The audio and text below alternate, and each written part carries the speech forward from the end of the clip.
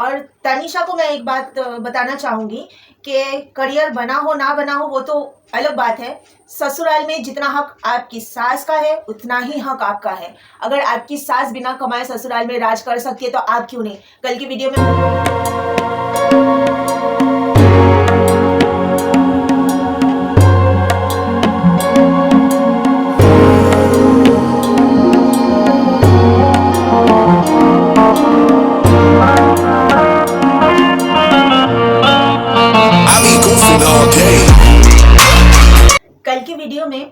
मुझे 2 कमेंट्स बहुत अच्छे लगे तो मैं पढ़कर सुनाना चाहती हूँ ताकि आप लोग भी सुने।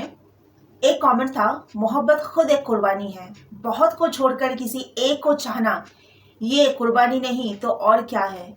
फिर अलग से और कुर्बानी का मतलब साफ है, कुछ भी करो कम है। बात वही है ना, मोहब्बत कुर्बानी मांगेगी ही नहीं, मोहब्बत खुद कुर्बानी देती है।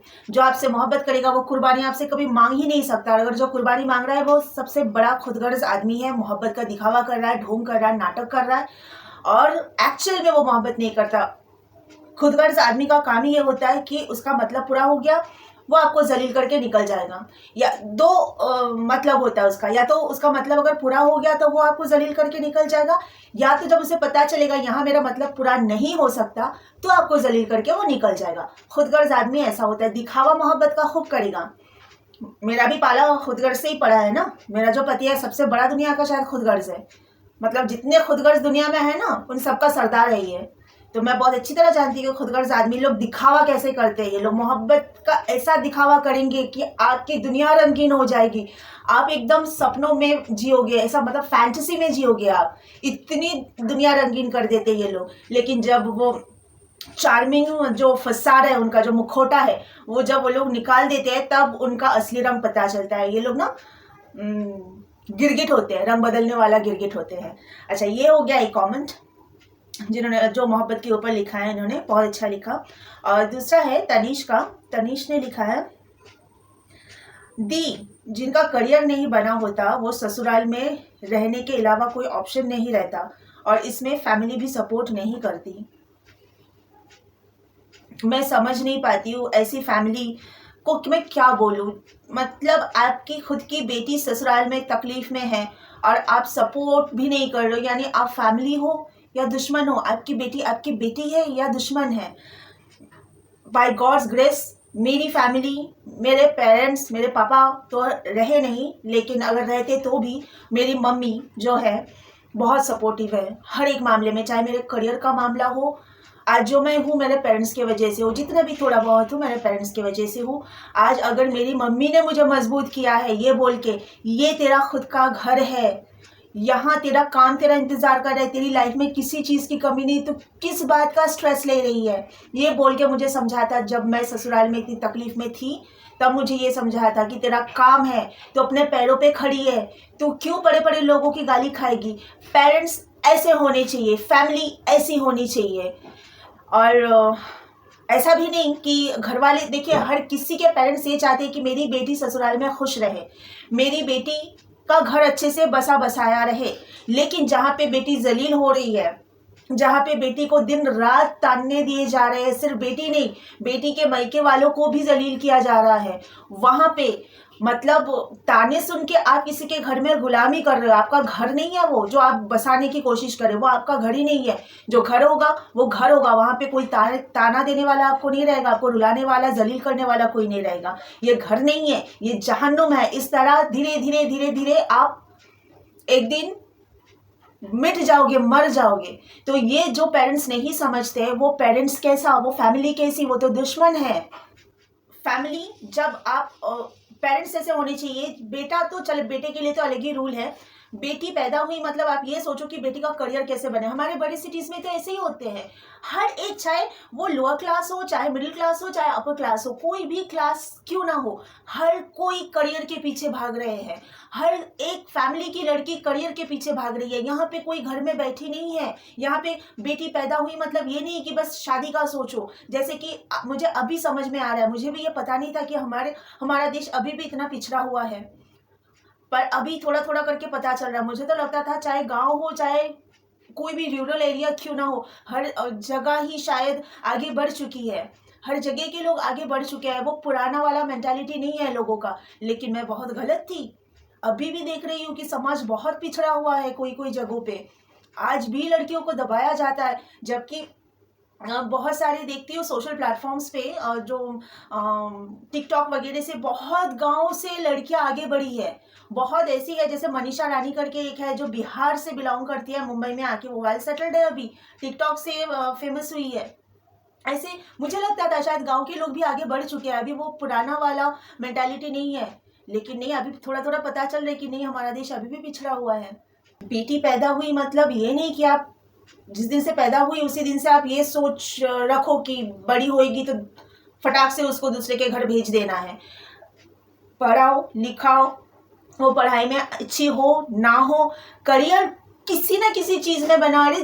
दिल्ली की वो वड़ा पाव वाली, वड़ा पाव का ठेला लगा के आज वो इतनी फेमस हो गई है कि बिग बॉस में आई वो। उनका नाम मुझे कुछ दीक्षित, क्या दीक्षित नाम है मुझे याद नहीं आ रहा, बिग बॉस तक पहुंच गई है वो। तो कुछ भी आप करो लेकिन अपने पैरों पे खड़े हो जाओ। क्यों करियर जिनका बना नहीं है ये क्यों नहीं बनेगा? यानी आप अपाहिजों वाली जिंदगी जी रहे हो। आप अगर खुद के लिए 2 वक्त की रोटी नहीं कमा सकते हो तो आप अपाहिजों वाली जिंदगी जी रहे हो। हम एडल्ट होते हैं मतलब ये है कि हमें कमाना जरूरी है हमारे लिए। जो माँ बाप बेटी का करियर बनाए बिना ही शादी कर देते हैं वो माँ बाप दुश्मन से ज़्यादा कुछ नहीं है, बेटी के दुश्मन से ज़्यादा। मुझे उन बेटियों के लिए बहुत बुरा लगता है कि अगर आप बड़े हो गए हो और आप खुद के पैरों पे खड़े नहीं हो, यानी आप अपाहिजों वाली ज़िंदगी जी रहे हो। मेरी मम्मी की एक फ्रेंड थी जो ब्यूटिशियन थी। उन्होंने कभी मेरी मम्मी से बात किया था ऐसा कि मैं पहले ब्यूटिशियन नहीं थी। ये बहुत पहले की बात है, जब हम लोग छोटे छोटे थे, हमारे बचपन की बात है। तो उन्होंने बोला था कि मैं ब्यूटिशियन नहीं थी, होम मेकर थी, हाउसवाइफ थी। लेकिन मैं देखती थी घर में मेरी इज्जत ही नहीं थी, ना पति इज्जत करता था ना बेटा इज्जत करता था। जब चाहो मतलब कुछ भी बोल देता था, बेइज्जत कर देता था, पति भी बेटा भी। फिर मुझे लगने लगा कि मुझे कुछ करना है, मुझे बाहर जाना है, कमाना है। और वो कोई बहुत यंग लेडी नहीं थी, शायद उस टाइम पे ही 50 अबव एज थी उनकी शायद, जहाँ तक मुझे उनका वो चेहरा याद है ना। उनका बेटा भी बड़ा ही था, यंग बेटा था। तो उन्होंने ऐसा बोला, मतलब उस एज में जाके उनको ये फील होने लगा कि नहीं, क्योंकि मैं बाहर जाके काम नहीं कर रही हूँ, मैं 2 पैसा कमा नहीं रही हूँ खुद से, इसलिए घर में मेरी इज्जत नहीं है, ना पति इज्जत करता है ना बेटा इज्जत करता है। तब उन्होंने ब्यूटिशियन का कोर्स किया, खुद ब्यूटी पार्लर खोला, ब्यूटिशियन बनी। और फिर बोलती है कि अब सब लोग घर में मेरी इज्जत करते हैं। कमाना बहुत ज़रूरी है, इसलिए नहीं कि आपको पैसों की ज़रूरत है, इसलिए कि बिना इज्जत की ज़िंदगी ज़िंदगी नहीं है। फिर आप मौत को जी रहे हो, आप मर रहे हो, हर रोज़ मर रहे हो। जहाँ पे आप लोगों से जलील हो रहे हो रोज़, वहाँ पे आपकी ज़िंदगी मौत से भी ज़्यादा बदतर है। इसके लिए इनकम करना ज़रूरी है, चाहे आप कोई भी काम कर लो लेकिन कमाओ खुद, ये बहुत इंपॉर्टेंट है। शादी इतना इम्पोर्टेंट नहीं है जितना आपका करियर आपके लिए इम्पोर्टेंट है। ये अगर पेरेंट्स नहीं समझते हैं तो पेरेंट्स बहुत बड़े दुश्मन हैं लड़की की। और तनीषा को मैं एक बात बताना चाहूँगी कि करियर बना हो ना बना हो वो तो अलग बात है। ससुराल में जितना हक आपकी सास का है उतना ही हक आपका है। अगर आपकी सास बिना कमाए ससुराल में राज कर सकती है तो आप क्यों नहीं। कल की वीडियो में मैंने ये बात भी बोली है कि हक तो सास का जितना है उतना बहू का भी है। सास भी उस घर में बहू ही है, कभी बहू बन के ही आई थी वो भी किसी और के घर से ही आई थी, वो भी पराए घर से ही आई थी, आप भी पराए घर से आए हो।